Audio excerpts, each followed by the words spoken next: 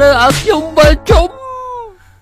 មនុស្សធម្មតាខ្ញុំមិនជាទេវតារឿងស្នេហាមានកំណត់ទៅលើវាសនាទៅមកមករួយលើតូនអ្នកណាស្នេហ៍ដូចភ្លឺជ្រួយមិនអាចកែបកាស្នេហាតារាត្រូវចិត្តគេបើប្រកាន់ការស្លាត្រូវមាត់គេបើសិនបៃស្នេហាតាមផ្លែការអាកាសដូចផារណាទីយុវឆៃរហូតដល់យុតម្រៃអត់ដឹងចម្រៃដើម្បីបបយោចង់ឃើញខ្ញុំខ្សៃអានទៅលូកដៃក៏បពោទៅខនឹងកំងស្មោចឬខ្ញុំមេតពលចង់ចាប់ខ្ញុំដាក់បណ្ដុលចង់កែប្រែចង់ដុតខ្ញុំឲ្យខ្លោចចង់ឃើញនៅក្លោលលិចនៅមងលចង់បំពុលខំប្រឹងបពុលស្នេហ៍ត្រូវឈប់តែទាំងហើបនៅដអត់ហួហើយព្រោះទឹកនេះល្អអត់បោស្រាយព្រោះឈាមនៅកឃើញខ្ញុំជាមនុស្សឬក៏ឃើញគឺស្នោចង់ដកសិតឲ្យខ្ញុំអស់ privacy ឲ្យអស់ដកដល់តងោលនឹងចូលបឹងជាតិឲ្យសោះនៅមានឯទៀតចូលមកជាប់សម្រាប់ឡាញ់គ្នា